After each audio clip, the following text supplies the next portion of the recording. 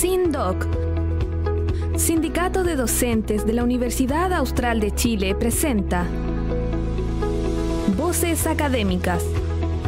Las palabras y los pensamientos que animan la docencia de la UACH llegan a Radio Universidad Austral de Chile en Voces Académicas. Acompáñenos.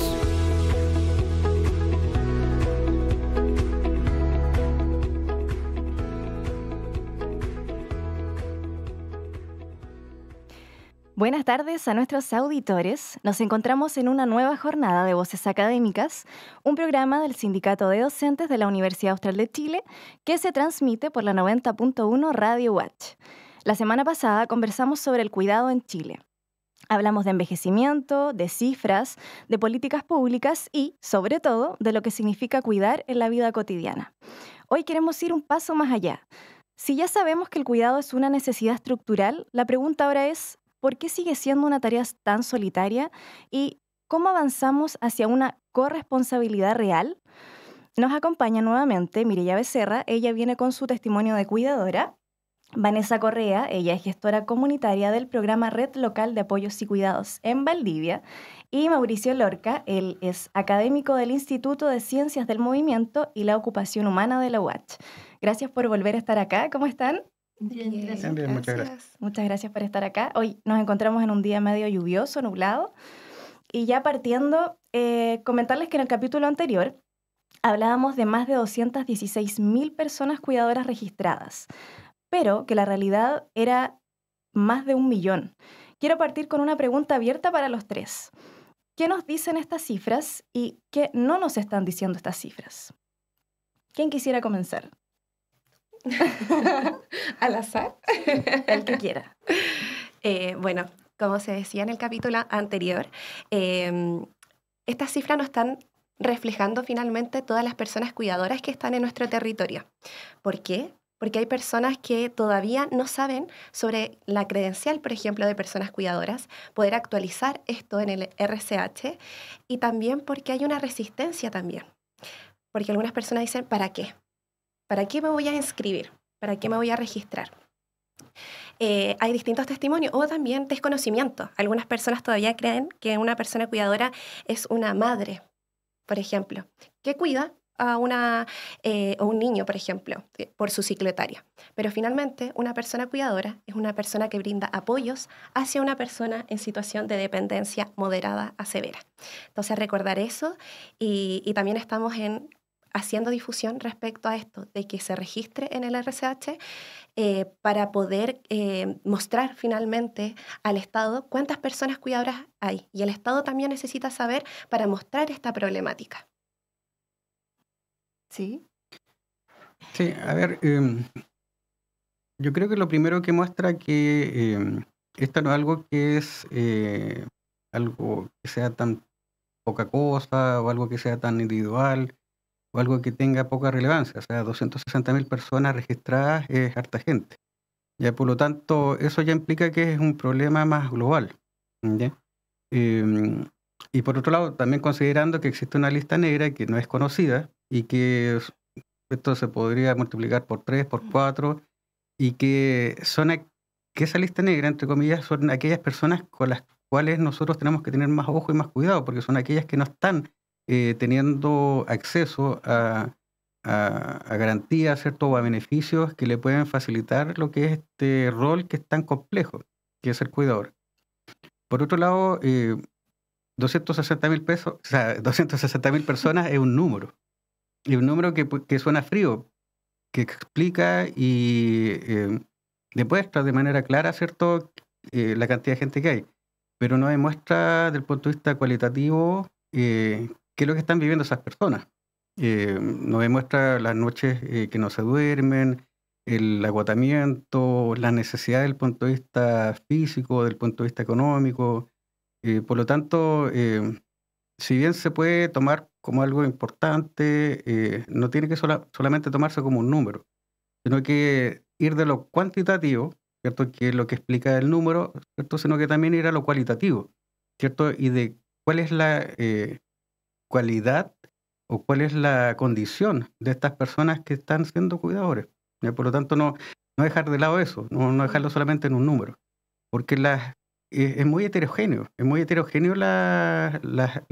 las condiciones, ¿cierto? Es muy heterogéneo las condiciones no solamente desde el punto de vista físico, sino que económico, el punto de vista, lo que ustedes pueden mencionar, ¿cierto? Biopsicosocial, es muy heterogéneo, por lo tanto, quedarse solamente con el número es como ser un poco ciego. Los números nos ayudan a dimensionar un problema, pero como usted dice, finalmente no tenemos que quedar en los números, sino también ir el más allá, porque cada familia tiene una vivencia distinta, una problemática frente a los cuidados y una corresponsabilidad también, o no, que sea la familia. Sí, exactamente.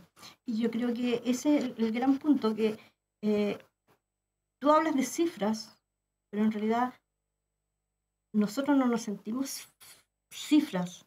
Nosotros somos personas que estamos apoyando a diferentes personas que tienen un problema, ¿cierto? Una necesidad. Y bueno, aquí estamos en eso, tratando de que creemos conciencia en el fondo de que estamos aquí y que necesitamos el apoyo de la comunidad, de la familia, de las diferentes entidades que existen en este país para que nosotros podamos seguir haciendo lo que estamos haciendo. Lo otro, considerar que dentro de esta heterogeneidad que mencionaba yo, también existe una heterogeneidad de necesidades. No es lo mismo cuidar a un niño que cuidar a un adulto o una persona mayor. No es lo mismo cuidar a una persona que sea autovalente o tenga cierto grado de dependencia a una persona que sea dependiente total. Por lo tanto, eso es lo que hay que comenzar a visualizar. Los números sirven como para poder darle cierta magnitud al problema, ¿cierto? O a lo que existe, pero hay que comenzar a ya escarbar, acabar un poco más profundo, ir revisando y analizando cuáles son las condiciones de las personas que cuidan y las personas que están siendo cuidadas también. Sí, con respecto a eso quería consultarle qué riesgos tiene que el cuidado se piense solo en términos numéricos. Yo creo que es eso, que se pierde lo cualitativo, se pierde lo que realmente, porque insisto, el número puede decir muchas cosas, porque por ejemplo pueden decir, no sé, pues existen un tanto porcentaje de personas que son hipertensas, ¿ya? Pero también existen diferentes grados de hipertensión, por lo tanto la cantidad de medicamentos son diferentes. ¿Ya? Por ejemplo, cuando se calcula para los centros de atención primaria de salud el per cápita. El per cápita también está condicionado por el nivel de dependencia de las personas que están siendo atendidas en el CEFAM, ¿cierto? En el SECOF. Por lo tanto, tenemos un tema que tiene que ver con darle las garantías y darle los beneficios que permitan que las personas puedan cuidar a sus seres queridos, pero también sirve del punto de vista como más estructural, ¿cierto? Del cómo nosotros, o como el Estado, ¿cierto? Puede ir asignando los recursos que sean necesarios para que sea un poco más óptimo, ¿cierto? En relación a las cualidades de cada población, porque los territorios son diferentes, si es rural, urbano, ¿cierto? Diferente que sea en Santiago, o sea acá en Valdivia, o sea en Cumpeo, ¿cierto? Es muy diferente y por lo tanto también sirve desde esa perspectiva. Y Vanessa, ¿cómo dialogan estas cifras con la realidad que tú vives, que ves? Es lo que mencionaba al principio. Finalmente hay una cifra negra que no estamos llegando. Nuestro programa estaba interviniendo con 71 familias, ahora se amplió a 375, pero sabemos que hay muchas más personas. Hacemos difusión. Acá Mireia nos ha ayudado también a hacer distintos diálogos, a contar su experiencia para llegar a esas personas que finalmente no estamos llegando, y también lo hemos hecho desde distintas aristas, y nos siguen diciendo personas no tenía conocimiento de, por ejemplo, que tengo que actualizar estos datos en el RCH. Entonces sabemos que acá en Valdivia todavía hay muchas personas con desconocimiento, adultos mayores también que finalmente no han visto mucho en la televisión o en la radio no han tenido este conocimiento. Como te mencionaba, también una resistencia de personas que dicen, ¿pero para qué? ¿Para qué me va a servir? Si tantos años llevo cuidando. O finalmente, ¿pero para qué si yo lo hago desde el amor? pero también esto es una mixtura también que se necesita arrojar para dimensionar finalmente una problemática que ha sido con tantos años invisibilizada, pero sin olvidarnos, como mencionó acá el profesor, de lo cualitativo. Porque cada persona vive una realidad diferente, ¿cierto? Absolutamente. Como dice, muchos, y me incluyo, lo hacemos por amor, por gratitud, pero hay otras personas que le ha tocado cuidar, no sé, al papá que la golpeaba o la mamá que la trataba mal, con otras circunstancias que es mucho más doloroso en el fondo. Llegar a estas instancias lo hacen, pero muchos lo hacen con amargura, ¿me entiendes? Por eso, absolutamente de acuerdo que todas las situaciones son diferentes. Yo afortunadamente lo hago con el mayor de los gustos, ¿ya?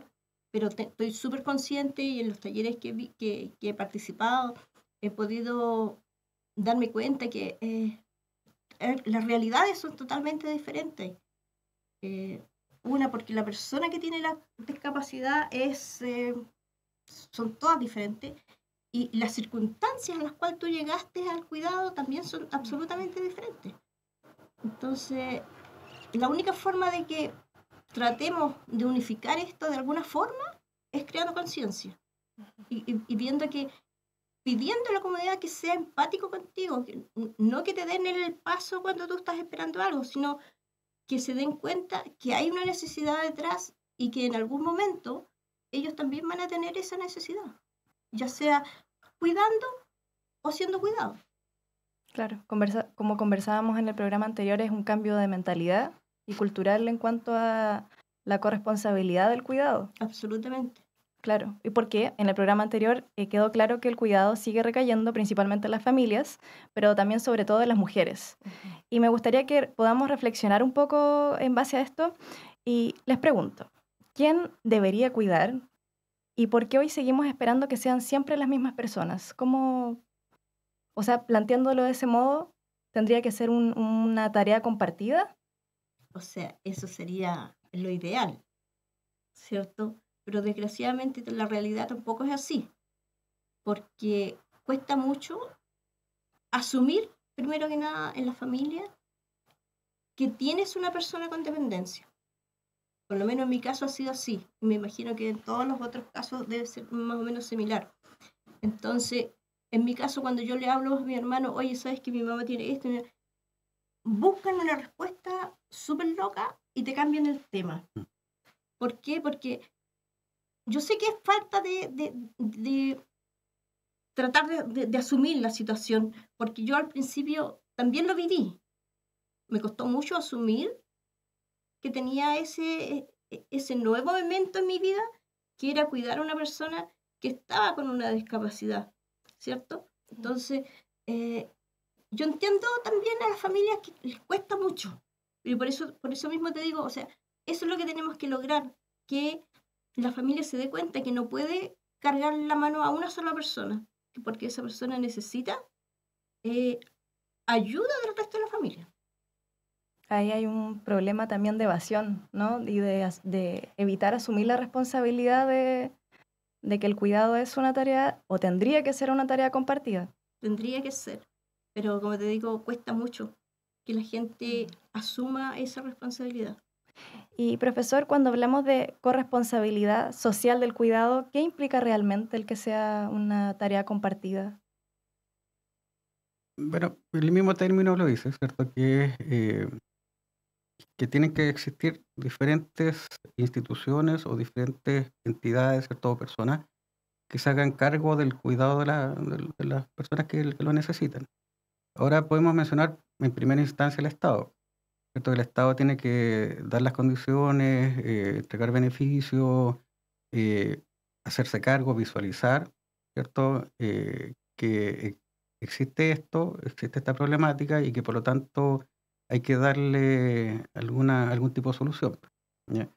Por otro lado, lo podemos ver desde el punto de vista laboral, ¿cierto? Que muchas personas, por ejemplo, no pueden dejar de trabajar, siguen trabajando y que también exista desde el punto de vista laboral la flexibilidad por parte de los empleadores para que puedan también hacer cumplir con los dos roles, porque muchas veces está la mamá sola con el hijo, que tiene que cuidarlo, no hablando solamente de personas mayores, existe el hijo que tiene que cuidar, o la hija, ¿cierto?, que tiene que cuidar a su mamá o su papá y que no puede dejar de trabajar y que por lo tanto la dejan sola durante algunos momentos, ¿cierto?, porque tienen que ir a trabajar, pero que exista cierta flexibilidad, porque ¿qué pasa si esta persona que está siendo cuidada se enferma? Necesita algún otro tipo de cuidado, necesita un poco más de tiempo, ¿ya? Y eso, por ejemplo, en la pandemia se observó harto, ¿ya? En donde existía cierta flexibilidad, por ejemplo, del trabajo remoto, pero eso no existe en todos lados y está enfocado principalmente hacia los niños, ¿ya? No tanto hacia las personas mayores que necesitan cuidado.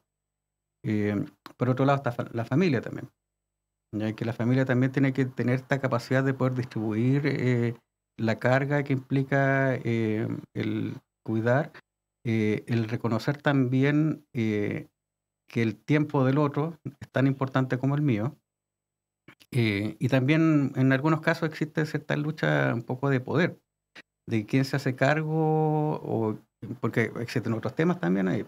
Ya está el tema económico, de repente hay propiedades, ¿cierto? Hay patrimonio, ¿cierto? Que, por ejemplo, las personas con demencia, alguien tiene que administrarlo, ¿ya? Y en algunos casos se empiezan a generar peleas que son innecesarias, ¿cierto? Y que lo único que hace es afectar a la persona que está siendo cuidada, ¿ya? Yo, la verdad, trabajando en la Fundación Las Rosas, viví muchas desgracias desde el punto de vista humano y de cómo las personas se deshacían del cuidado y más que deshacerse del cuidado, abusaban del patrimonio de las personas y simplemente la iban a dejar a la fundación, pues, se la daban las manos y le quitaban todo. Casos que han sido terribles, no para profundizar, eso da como casi un capítulo entero,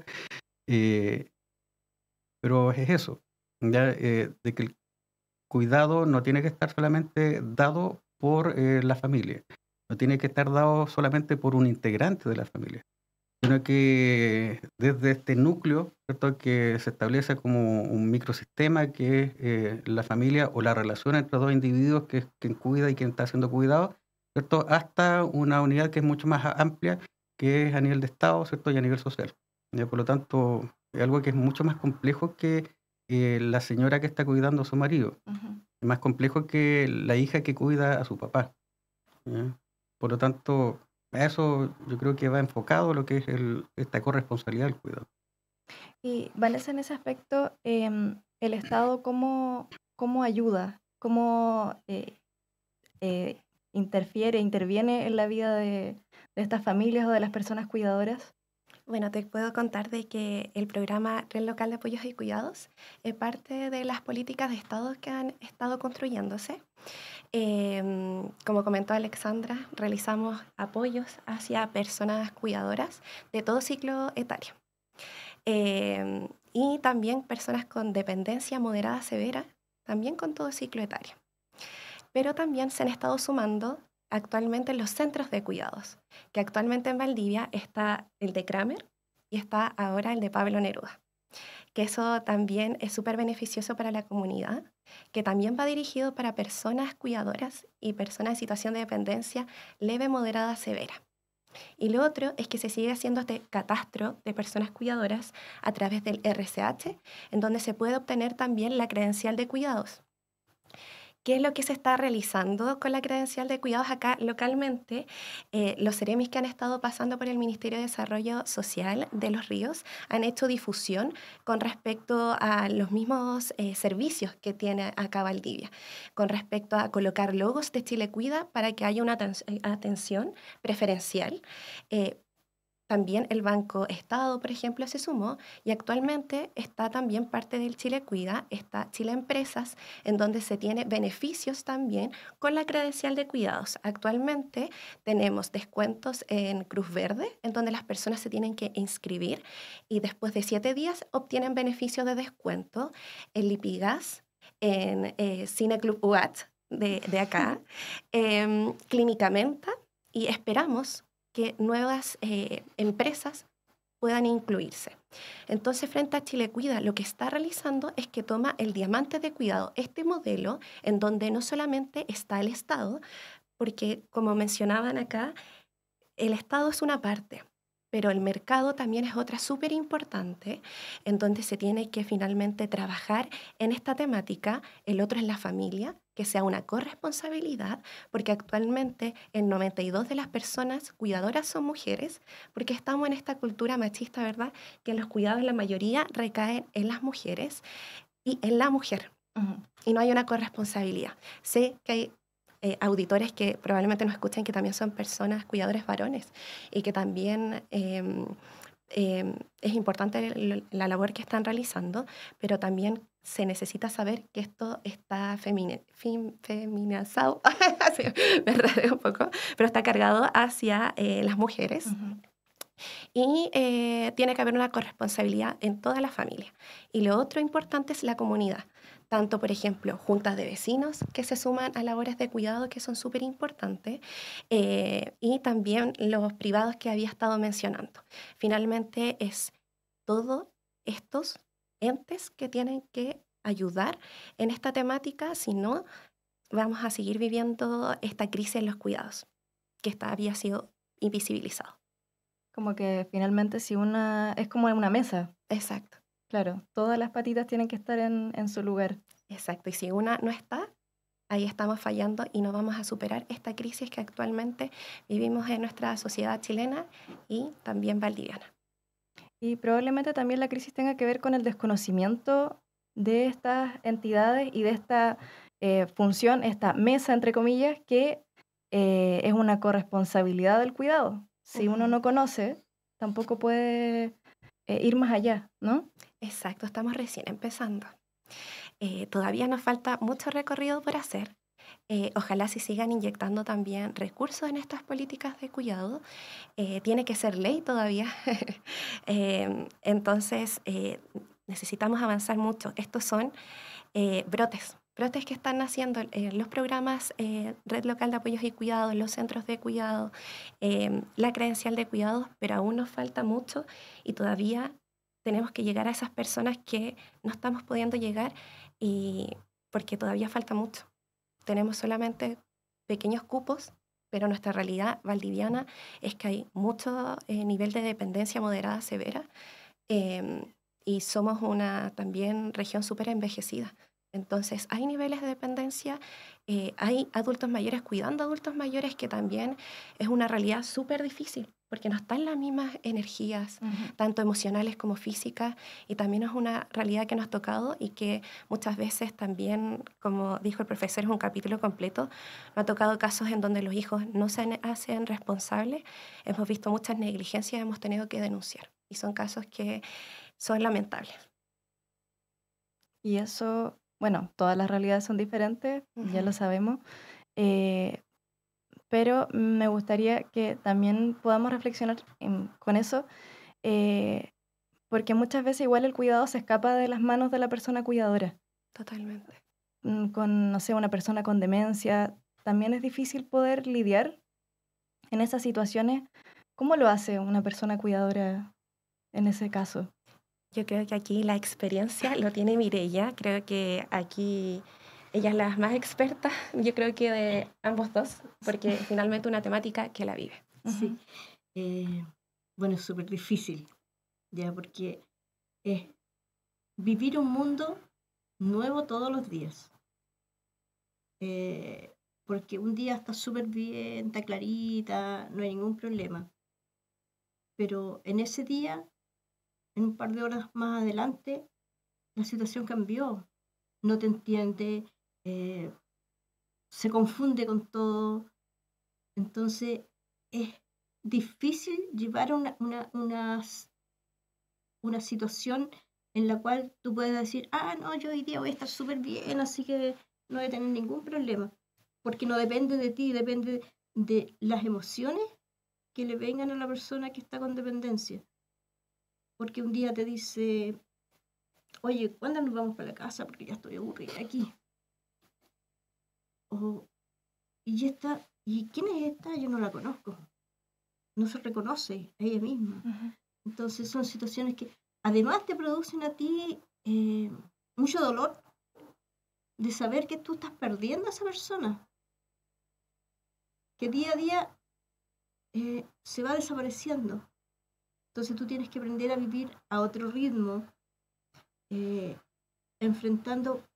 aprender a escuchar primero que nada lo que ella te va a decir, porque y a mí me pasa hasta el día de hoy todavía que ella me dice algo y yo me quedo así, me descoloco o le contesto fuerte porque la situación te sobrepasa. Y todos dicen, ¡ay, pero no te enojes! Es fácil decirlo, pero no es que yo me enoje con la persona que tiene la dependencia, sino que me enojo conmigo porque no soy capaz de enfrentar la situación, de manejar la situación en el fondo. ¿Entiendes? Entonces, eso es lo que te va produciendo día a día un desgaste y que tú al principio no te das cuenta. Tú lo vas haciendo y tratas de hacer lo mejor posible porque además no tienes ningún conocimiento al principio, no sabes qué está pasando. Entonces, tratas de hacer lo mejor posible. Y ahí vienen los enojos, vienen las frustraciones, ¿cierto?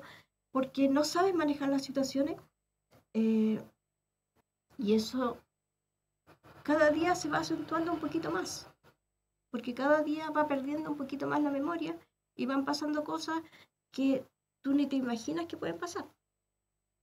En el fondo hay, como usted menciona, hay un duelo dentro del cuidado. Exactamente, un duelo que tú al principio ni siquiera te das cuenta. Cuando tú ya te empiezas a dar cuenta, a entender la situación, ahí te das cuenta que tú primero estás sobrepasado, ¿cierto? Porque cuando las chiquillas me decían, pero es que usted tiene una tremenda recarga de trabajo, de emociones y de todo, yo le decía, pero ¿cómo? Si no, eso no es así. Yo decía, para mí, de hecho, como que me chocaba al principio que me dijeran que yo tenía mucha recarga y que yo sabía que estaba estresada, porque yo sí, siempre he sido estresada y con esto me estresó mucho más.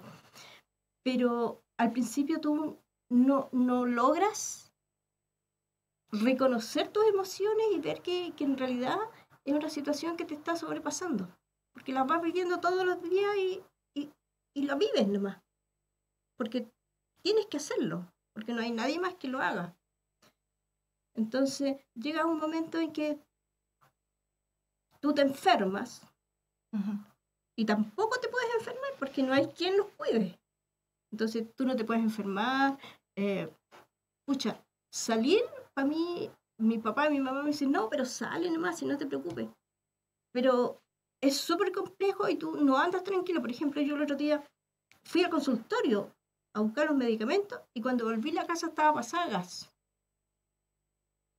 Alguien en algún momento, uno de los dos, tiene que haber pasado a abrir una llave y no se dan cuenta. Entonces son detallitos que para el resto de la gente no son importantes. Porque y si los viven y pasa una vez, no fue un accidente. Pero en estos casos, ese accidente puede ser fatal. Entonces yo no me atrevo a dejarlos más de 2 o 3 horas solos. Porque no sabes qué puede pasar en ese tiempo. Y pasa también tal vez que la persona cuidadora entra en un estado de alerta total, que no sale. 24/7. Porque también me ha tocado algunas situaciones en las noches que de repente se levanta y sale. Se sale de la casa.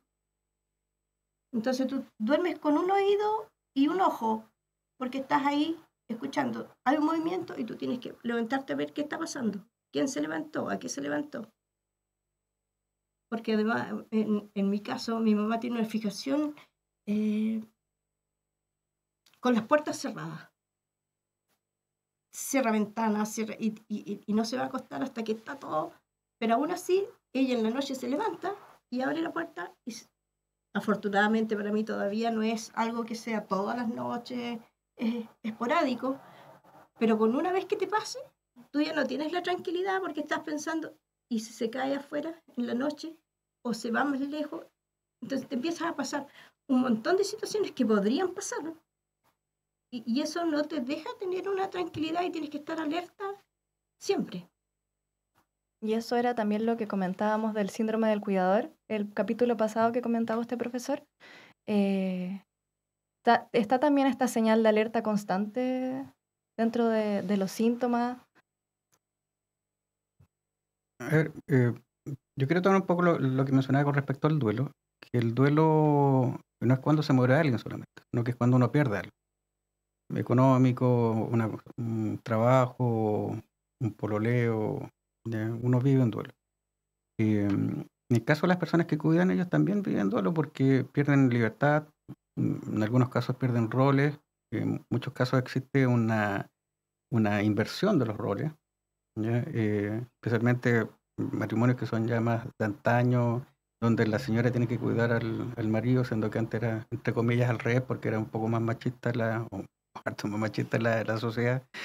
Y por otro lado también es lidiar con el duelo que tiene la persona que está siendo cuidada, ¿ya? Porque también la persona vive un duelo, porque pasa de ser una persona autovalente, de hacer las cosas cuando él quería o cuando ella quería, ¿cierto? A pasar a ser dependiente de otra persona.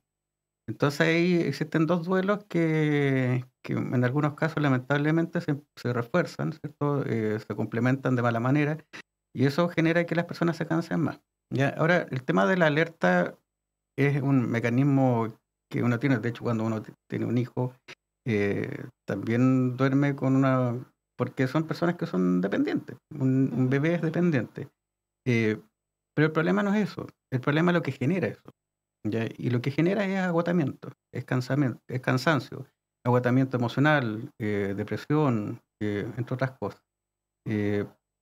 Por lo tanto, es algo que hay que considerar al momento de visualizar qué es la vivencia que tienen las personas que están siendo cuidadoras.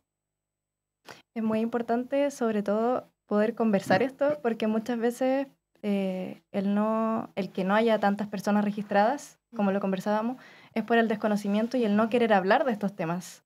Porque hay que hablar de emociones complicadas, ¿no? Como el enojo, la frustración, tal vez la ansiedad que provoca el mismo estado de alerta, son emociones difíciles de sobrellevar. Difíciles y difíciles de aceptar, reconocer que a ti te pasan todas esas cosas, cuesta mucho.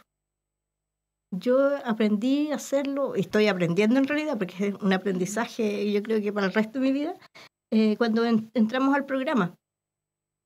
Y ahí las chiquillas, tú ahí empiezas a pensar, empiezas a buscar información, y ahí te das cuenta que estás viviendo cosas que no habías vivido antes y que te generan emociones que te cuesta mucho. Por ejemplo, me preguntaban, ¿qué emoción tienes hoy?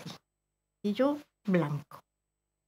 Porque para mí eso es como reconocer que tengo una emoción, no sé, que estoy enojada, que estoy frustrada, que no sé qué, era como un desgaste más para mí. Pero con el tiempo uno va aprendiendo que si lo hablas y lo compartes, es menos difícil. Te ayuda a conversarlo con alguien. Es como un desahogo cuando tú estás llorando y que perdiste al pololo, que no sé qué, y le cuentas a alguien. Es como lo mismo, porque tú te sacas algo que tenías ahí, pero que tú no te habías dado cuenta que lo tenías. Entonces, empezar a compartir lo que te pasa, lo que te pasó ayer, que no sé, que tuviste una situación que no supiste cómo manejarla, ayuda mucho. Entonces tú vas y le dices, oye, ¿sabes qué? Me pasó esto. Y las chiquillas van y te dicen, mire, pruebe con esto, con la otra situación, pruebe con esto otro, o también puede probar esto. Entonces, te dan esos tips que te ayudan a llevar el día a día. Pero si tú no lo conversas, no lo sacas, nadie te puede ayudar. Claro, el ser escuchado, usted mencionaba que había que escuchar a la persona que tiene dependencia, pero también es importante que la persona que cuida sea escuchada. Sí, es súper importante. Siempre me va a marcar, y yo sé que la persona que me lo dijo no está mirando, porque es una de nuestras usuarias, que me dijo, Vane, ¿sabes que con el programa recién me están preguntando, como dice aquí Mireia, cómo estoy yo? Muchas veces he ido al CESFAM y preguntan cómo está mi mamá, cómo estuvo su día, pero nunca me miraron a mí y me preguntaron cómo me sentía hoy día. Finalmente, como esta invisibilización que ocurrió frente a tanto tiempo, y también como esto, cultura machista que era, no, la mujer debe cuidar, entonces finalmente debe sentirse siempre bien, y la romantización frente a los cuidados, eso nos caló profundo y eso es lo que nos ocurrió. Pero no, hay como distintas realidades, como dijo Mireia, de personas que sufrieron incluso hasta BIF durante, no sé, un matrimonio, por ejemplo, y le tocó cuidar y de repente le decía a los hijos, me da rabia estar cuidando a esta persona que se portó mal conmigo. Decían, no, mamá, tú no debes sentir esto. Entonces, finalmente, invisibilizaban su sentir y nosotros como programa finalmente escuchamos y hacer válido ese sentir. Porque si una persona finalmente la violentó todo el tiempo y ahora tocó que ella está siendo finalmente la cuidadora, pucha, que da rabia. Y es normal, y ella ahora también se siente escuchada, pero no basta solo con escuchar, necesitamos tener más acciones, de avanzar en estos 4 ejes que nombrábamos. Continuar con el Estado, continuar finalmente con el mercado, la corresponsabilidad familiar y también la comunidad. Claro.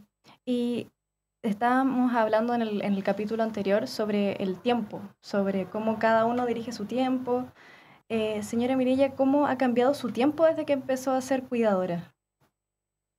Ha cambiado 100%, porque cuando tú empiezas a ser cuidadora, es 24/7. Entonces, no te das cuenta cómo pasaste de hacer una vida, salir a tener un hobby, a tener una vida laboral. Bueno, yo afortunadamente digo siempre, yo se plantó así, dejé de trabajar y me dediqué, aunque yo ya venía con mis papás ya de hace rato, pero de ahí me dediqué 100% al cuidado. Entonces fue una transición que tampoco fue tan traumática para mí porque, como te decía recién, uno no se da cuenta cómo vas saliendo de un lado y te vas metiendo en el otro. Entonces, tu vida de cuidadora es 100% para eso. Tú como que inconscientemente anulas todo lo que tú hacías para ti antes. Las chiquillas me dicen, oye, pero es que hace un poquito de ejercicio, esto. Uno tiene toda la intención de hacerlo, pero los tiempos no te dan. ¿Por qué? Porque tú priorizas siempre a la persona que estás cuidando. Entonces, hoy voy a hacer ejercicio. Ay, no, pero es que quiere salir a caminar o quiere que le acompañe tal cosa o quiere que le haga esto otro. Entonces tú dices, ya, sí, mañana hago ejercicio. Y siempre vas tirando lo tuyo porque lo importante en este momento es que la persona que tú estás cuidando tenga la mejor calidad de vida que tú le puedas dar. Y entonces para eso, para lograr ese objetivo, tú como cuidador te anulas. Sin pensar que no, es que tiene que ser así, no. Van pasando los días, van presentando las situaciones y tú vas siempre priorizando a la persona que vas a cuidar o que estás cuidando. Y así llega un momento que si alguien no te dice, ¿y qué haces por ti? No, es que yo no tengo nada que hacer, no, mi prioridad es cuidar solamente.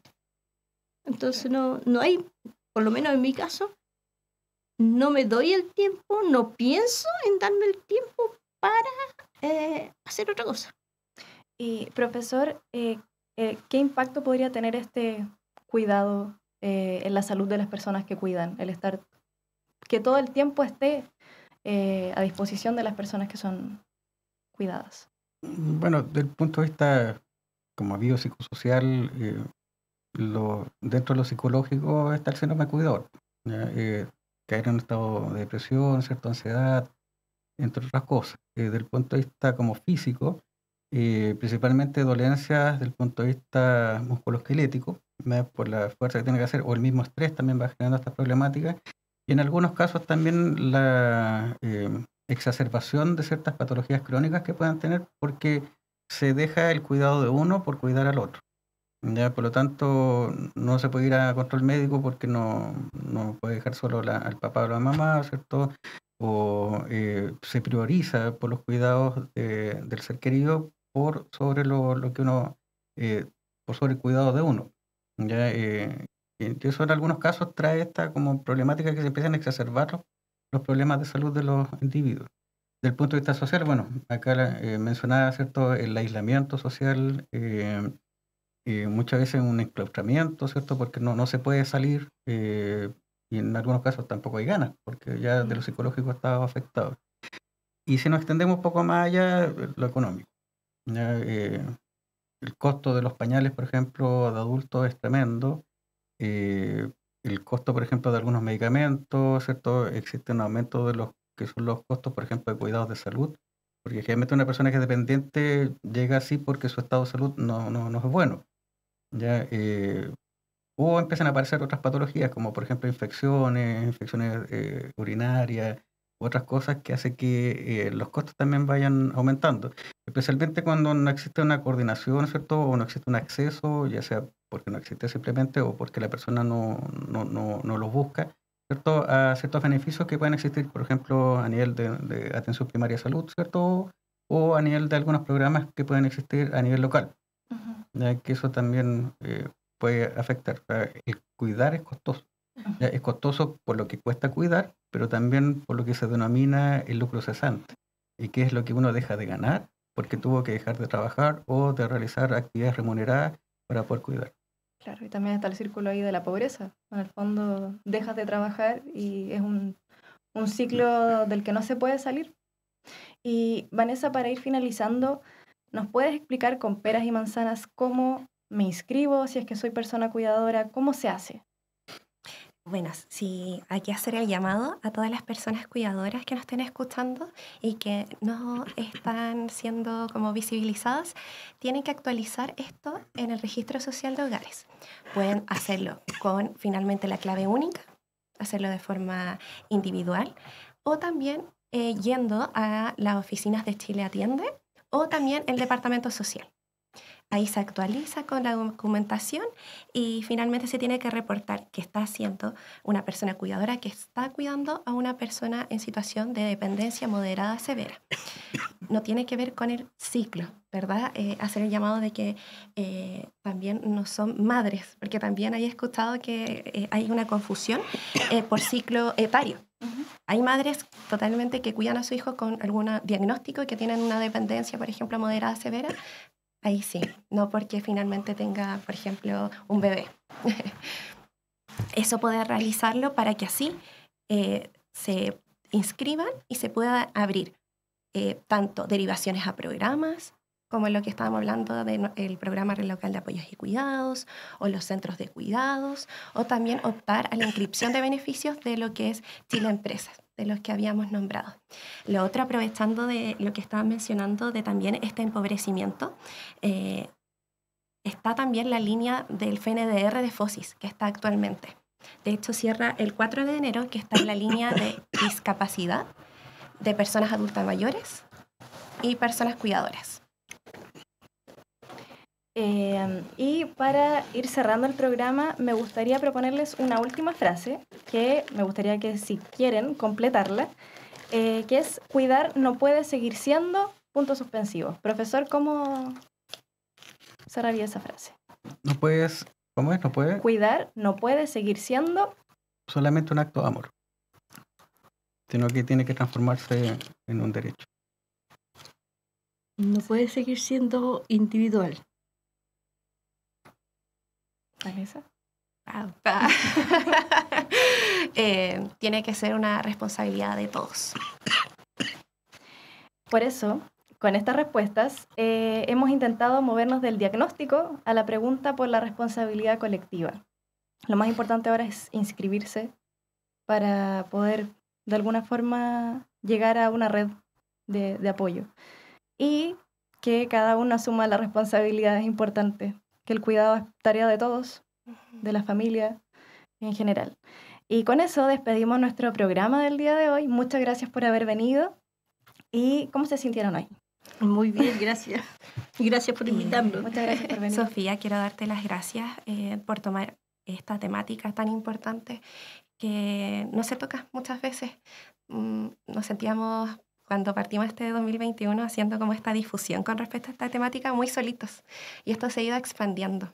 Y quiero darte las gracias también. Sé que ahí hay también una realidad que se vive muy de cerca. Y eso. Gracias a ti por venir. Profesor, ¿cómo se sintió?